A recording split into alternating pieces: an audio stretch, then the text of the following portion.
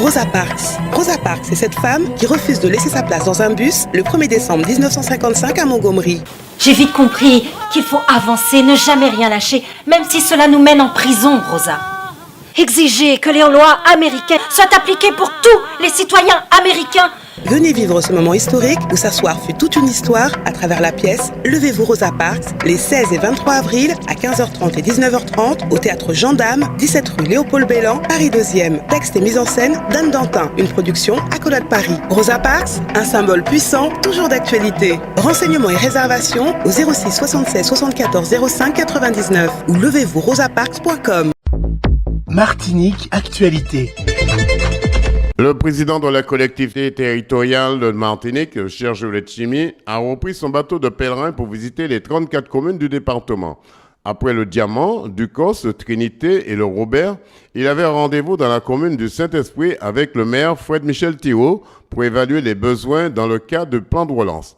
Visite de la gare des taxis collectifs, du chantier de la PMU, du bâtiment du collège ELV, de l'emplacement de la future passerelle piétonne, des travaux à réaliser sur la route de Vauclin, la ferme Bontemps-la-Cour et l'emplacement du futur centre hospitalier du Saint-Esprit et bien d'autres, j'en passe. Reportage O-News Martinique.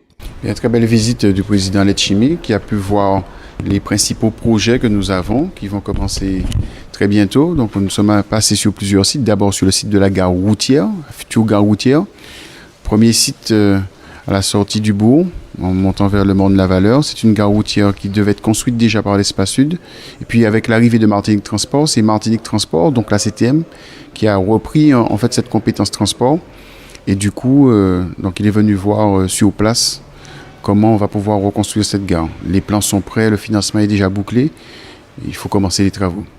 Et puis il est venu voir aussi que les lignes de transport qui sortent du Saint-Esprit qui vont vers Fort-de-France ne sont pas suffisamment nombreuses puisque nos passagers attendent parfois plusieurs heures qu'un transport les amène soit vers le François, soit vers Rivière-Salée, soit vers Ducos, Fort-de-France. Puis après, on a visité d'autres sites comme le site du collège Lucien Vallard où on va installer un dojo dans certains bâtiments qui sont désaffectés. C'est un projet qu'on a depuis pas mal d'années puisque le club de judo ne peut pas travailler correctement dans le local qu'ils exploitent aujourd'hui. Et donc notre objectif, c'est de donner un local décent, propre, spacieux aux judokas du Saint-Esprit. Donc ce sera chose faite et les travaux seront financés intégralement par la CTM. J'ai fait le pari d'aller dans chaque commune, donc j'ai 34 communes à faire, on doit dire une dizaine, mais je prends mon temps parce que je ne veux pas du tout passer 2 minutes dans une commune. Quand on a une commune, c'est pas en 10 minutes, en 1 heure, en 2 heures, c'est toute la journée quelquefois et bien sûr ou la matinée entière. Et dans ce cadre-là, nous avons décidé de venir à l'invitation du maire de Saint-Esprit, M. Thirault, visiter la commune de Saint-Esprit. Il y a des enjeux et la reconstruction des hôpitaux, l'aménagement du bourg, les gares routières, l'accompagnement de la commune sur des investissements propres.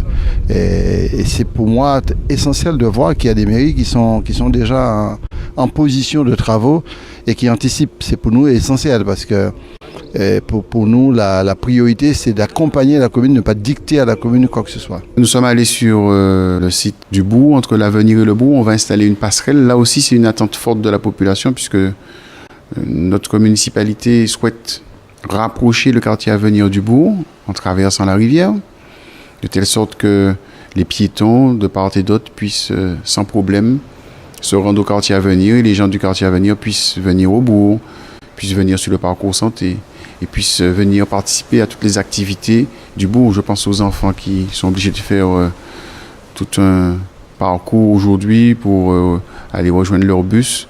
Donc là, aujourd'hui, ce sera plus facile pour les habitants de l'avenir de se rapprocher du bourg. Donc cette passerelle va surplomber la rivière et les études sont en cours et les travaux vont commencer prochainement avec l'appui de l'État et de la CTM. Et puis on est allé aussi sur le site de Bontemps-la-Cour. Bontemps-la-Cour, il y avait une ferme d'insertion, la ferme de la DESCO. Cette structure a disparu aujourd'hui et l'objectif, c'est de pour la ville, c'est de récupérer cet espace où nous, Ville du Saint-Esprit, nous allons installer un chantier d'insertion aussi et puis exploiter ce site qui aujourd'hui est malheureusement à l'abandon. Donc remettre certains jeunes et moins jeunes au travail. Donc on pourra faire de l'agriculture biologique, du miel et pas mal d'activités. Donc on a un projet bien ficelé à ce niveau. Et là aussi, le président Letchimy a vu que nous avons des idées assez précises, très précises même, de ce qu'on peut faire sur ce magnifique site qui est aujourd'hui à l'abandon. Et puis, nous avons terminé par la visite du futur hôpital du Saint-Esprit. Comme vous le savez peut-être, l'hôpital du Saint-Esprit, qui est le plus gros hôpital du Sud, sera reconstruit, non pas sur site au bourg, mais sera reconstruit au Morne des Gras, à 120 mètres d'altitude. Donc les patients auront un environnement exceptionnel, bien ventilé, sur les flancs de la montagne du Vauclin, avec l'air frais, les alizés qui arrivent.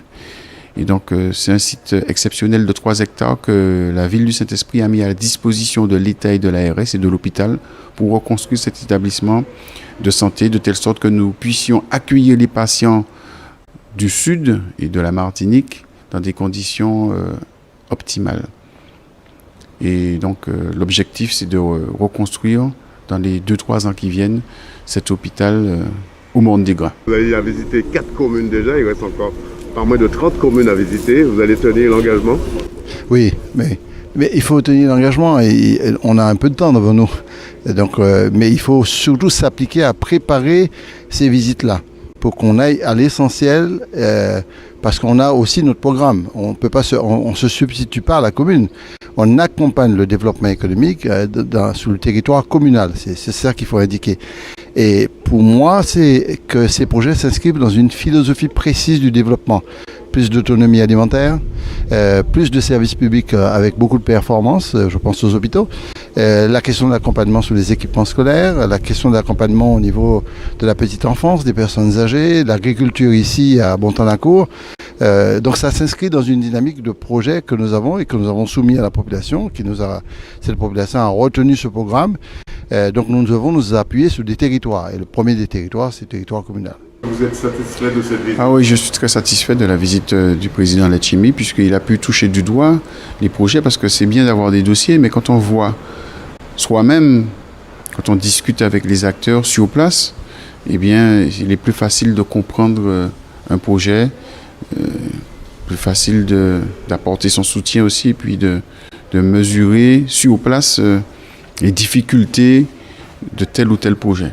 Et donc je suis très satisfait, puisque le président Letchimy s'est déplacé aussi avec ses équipes tant administratives que financières et juridiques, de telle sorte qu'il puisse immédiatement nous apporter un appui non seulement logistique, mais juridique et financier sur les différents projets. L'intérêt, c'est de montrer que aussi on travaille en parfaite collaboration avec cette collectivité majeure qu'est la CTM, quelles que soient les tendances politiques aussi. Souvent, les gens se disent « Ah ouais, mais c'est pas un camp, même camp, et puis est-ce que UK est d'accord ?» Nous, on n'a aucune difficulté à la Ville du Saint-Esprit, que ce soit l'ancienne gouvernance, que ce soit l'actuelle. Nous avons toujours entretenu de très très bons rapports avec les présidents de l'exécutif qui se sont succédés. Hier, Alfred Marie-Jeanne, aujourd'hui Serge Letchimy. Donc nous n'avons aucune difficulté et toutes nos actions se passent correctement et nos équipes administratives et financières, elles aussi, et techniques, se sont mises en quatre pour pouvoir apporter les dossiers techniques à l'ensemble des équipes de la CTM. Et je remercie d'ailleurs les agents de la ville qui se mettent en quatre pour faire notre ville du Saint-Esprit avancer.